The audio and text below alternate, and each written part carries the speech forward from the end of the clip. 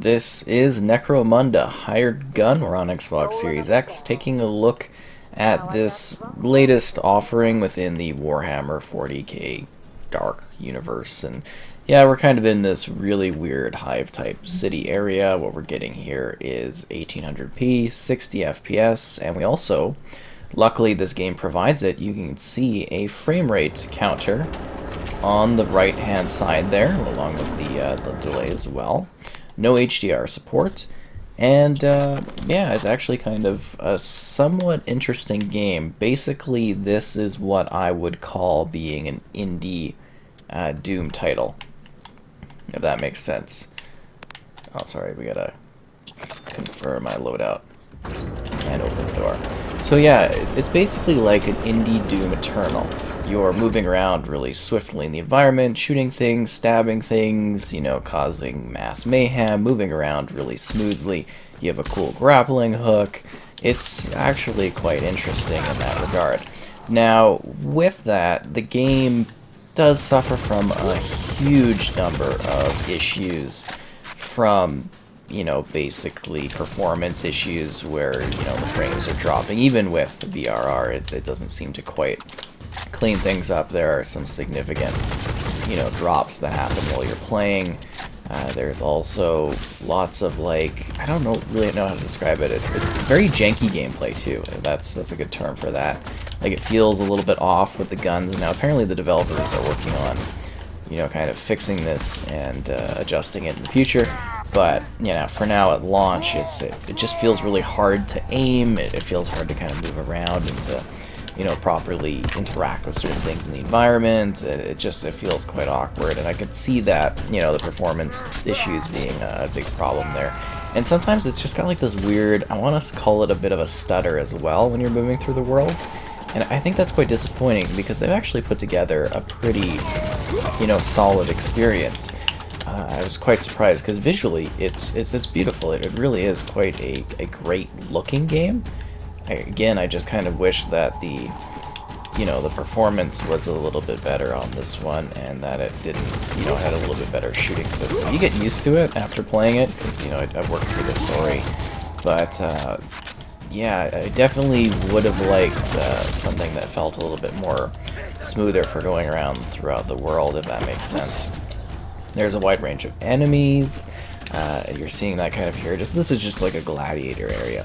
So the main game's got like 13 missions. It took me kind of basically speed running it to about like 5 hours or so. So most people are probably going to spend like 8 hours playing it, I'm guessing at least.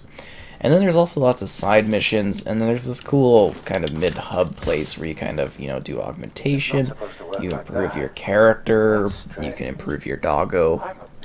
You got a dog that you can kind of augment, and he works with you. There's also lots of other, you know, types of glitches and stuff within the game as well, just in terms of, you know, certain elements of the environment and some bugs. I had 2 crashes while I was playing, so, you know, it's definitely not necessarily the most stable game. At the same time, you know, I don't think it was necessarily the worst experience when it came to kind of running through it. I actually, again, I had some fun with it. You get to customize a lot of things too. You know, you get to pick different items and loot that you find in the environment, and you can kind of equip them to your character. You get to choose your character at the beginning too. There's a couple different options. I don't think it really changes much at all. But right here you can see we can customize the weapon. And we're going to do the basic, the Deathbringer, but you can see you can customize like different muzzles and foregrips and stuff. Just because, you know, you want to adjust your weapons, you can do that, and you can buy different consumables. This is all in-game. No microtransactions or anything like that. But basically you can get, like, you're a bounty hunter essentially. That's the goal here. You've been hired to go and find someone, claim a bounty, and you're generally, that's the experience that you're doing here, is you're out here to collect the bounty, and that's basically it. There's no deeper part of the story. This is where I felt like the narrative was quite a bit weak, just in terms of like the story structure. There wasn't anything too compelling or really wildly interesting about it, if that makes sense. There's no twists, there's no turns. It's very much straightforward. And I mean, in some situations that works, you know, kind of having this concept of just being a straightforward story. but I was hoping that there would have been something a little bit more wild to it. So I did have fun doing the story. I do feel that the melee system is incredibly overpowered, because I mean, you just like, I would just sit there on the battlefield pressing X over and over again, and it basically made me almost invincible. But even if you take damage, you know, you got health packs that you can get, you know, that you can buy there before you start, or you get some throughout the playing, and you'll get health by, you know, basically like eliminating targets and stabbing them, basically. So that's why I just kept using the, you know, the stab option. Oh, we're on the train right now. That's kind of cool. So, you know, you got all these different environments that you kind of fight in, lots of different enemies to tackle, like I said. So, you know, you get a range of different situations that you have to deal with, basically. You know, different problems. Some are more like, I guess you could say, dark in terms of the design and magical, and you know, it really plays into the strengths, I think, of the 40k universe. It's just wild and so grim and dark, and every part of the, you know, the environment is like reflective of that in terms of the setting and then the conflict that goes on. You know, it's grim, it's messed up, there's skulls, there's death, it's really quite twisted, and I mean, you should be, I think, kind of used to that, or, you know, kind of embracing it if you're coming in to play a Warhammer 40k game, if you know, you get what I mean in that regard, because this is definitely, you know, a universe that is not 100% friendly. Oh, and there's like hidden collectible chests that you can get with the missions. But yeah, like I said, story structure-wise, not blown away by it, but I do like the fact that you can go and you can do extra things. There's like a level of proceduralness to it, I guess. Just in terms of like variety in that, so you can go and you can do all these extra like missions and their different setups. So you can, you know, you can get some extra value out of it if you want to keep going and keep finding different loot. And there's different difficulty options and things you can do in this one. I think they mix it up quite well, and they give you freedom in the environment too. You can, like, you know, sometimes you're directly moving forward, and sometimes you gotta like kill stuff in order for things to open up, and you get new opportunities. It's definitely quite an interesting setup. And I like the mechanics of basically being smart for using your, you know, grappling hook and your melee and your side movements. And it also has wall running, but I don't really get the point of the wall running when I basically, you know, can dash and I can use my grappling hook. I don't quite see like why exactly you need to do the wall running. I mean, there's parts where it kind of comes up, but it's like, you know what I mean? It just doesn't really necessarily make a whole lot of sense as to why that's included.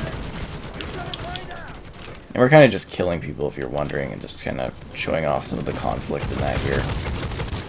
So you can see it in action. And then, like I mentioned, we've got a doggo pal, so the doggo can come out and he can go fight people, and he gets all cybernetic. At the beginning, you know, he's just a regular dog. But after a while, you know, you do some augmentation on them and stuff, and you're good to go. Before they get killed or eaten, oh no, that would be the worst if they got killed or eaten. But you're definitely seeing, I hope, if you've played Doom Eternal, where the inspirations are coming from for it being like, you know, a quote-unquote Doom Eternal esque experience, just because that's what it's aiming to provide, really. And I think, you know, again, for like what I would consider to basically be like a AA type of game, it surprisingly hits the mark in many ways. I just wish it wasn't so like buggy and had performance problems and that, because they've actually, like I said, put together a fairly, you know, solid offering, which I think will surprise quite a few people. There's also like fairly generous, I guess you could say, checkpoints too as you move to different areas and continue going forward. You know, you can get these little panels that pop up, and you can keep kind of, you know, using them in order to go different. So I wanted to mix things up and show off a different level, so we just kind of swapped over to this one, just so you can see a different setting going on. And it's actually, like I mentioned, visually quite impressive, and you get a wide range of distinct locations and just messed up spots that you get to visit, whether it's more like city structured or a traditional, I don't know what you would even consider traditional in the Warhammer 40k universe, but you know, you get like machine areas. There might be some surprise little enemy forces when it comes to some monsters and that, which are kind of fun. But you just get a good range of different you know, sort of not only enemies, but places to visit, like I was saying, with different challenges. And for the most part, you kind of have a good idea of where you're headed and what you're doing. There was like one puzzle thing that kind of threw me off a little bit, but, you know, and I think that was like literally the only puzzle segment of like the whole game, and it wasn't even really much of a puzzle segment. But other than that, yeah, it's mostly quite linear. You do get a sense of freedom in how you move through the environment, because, you know, you get some larger areas, sort of like this, I guess you could say, where there's a bunch of enemies and you get to tackle them, you know, kind of how you'd like to, which is interesting. And the executions with the melee hits, they might seem like it would get repetitive at some point, but no, they've got like a ton of different options. You just cut them down in so many different ways, which is kind of wild. Yeah, this is actually the part where I was like having troubles with the puzzle. I was just like, what is this wanting from me? But yeah, it's kind of a neat experience with lots of boss fights to tackle, you know, different scenarios as you work through it. I don't think it quite hits the magic of Doom Eternal, but it's definitely, you know, heavily influenced with that. Kind of like you get a bit of a Doom Eternal mixed with, I guess you could say, a Wolfenstein type of aesthetic, just in terms of like the darkness, the weird over-the-top, big, monstrous things. And I think it fits into the Warhammer universe quite well. I'm not huge on necessarily understanding the expansive lore of Warhammer 40k, but, you know, I have experience with it in terms of, like, various games throughout the years. And I think it's kind of, you know, a fun sort of jaunt through just one gory, messed up place. But yeah, I think its biggest issues are, you know, coming down to the performance, the bugs, the fact that the story isn't necessarily too insanely engaging. Narrative-wise, but you can have some fun with it, working through it, so, you know, you get a decent amount of time out of it, and if you're, you know, wanting to play more, you've got all these, like, extra missions that you can kind of keep working through that, you know, take advantage of the game's plethora of different setups and environments, so I think that's kind of a good extra if you want more gameplay, and you can keep just fighting to get better loot if that's your sort of thing, but I don't know if it's really going to necessarily keep my interest. Like, I mean, I've kind of played through it, I've done my time with it, so I'm not sure if I'm gonna, you know, really be too interested in still playing it, but it's cool, right? Like, it's interesting. I'd actually like to see a sequel kind of build upon this, if that makes sense. You know, this kind of setup, this gameplay type, I think it's kind of cool, and it's neat how the Warhammer, you know, kind of, I don't know what you would call it, but, you know, the company lets so many different companies license out and do things with the property. So yeah, like I was talking about before the game crashed once again, kind of funny while I'm doing it while I'm recording, it's cool that the licensing is made available so that we can get different types of games like this. You know, you always see a wide range of options within the different Warhammer universes, and I think that's kind of cool. But anyways, it's an interesting game. It has some potential. Just don't really expect a whole ton of gameplay. It definitely is, you know, quite a limited experience. But it looks good. You know, it plays well. It's got great mechanics. And I say plays well as in, you know, the gameplay movement, the shooting and stuff. Well, the shooting's kind of really awkward. But you get what I mean. Like, it feels kind of cool to move around and fly and grapple and stuff. Like, they have that down quite well. And it seems like they just borrowed a bunch of, like, gameplay mechanics from a ton of different games. And it kind of works for it, but at the same time, because the polish isn't there, it kind of, you know, isn't a great way to experience it, just because of the frame dropping, the performance issues, you know, stuff like that is, to me, quite disappointing, because this actually could have been a generally solid game. I think somewhere behind all of the problems, there's actually a very well put together experience that, you know, is a lot of fun and offers a lot of content.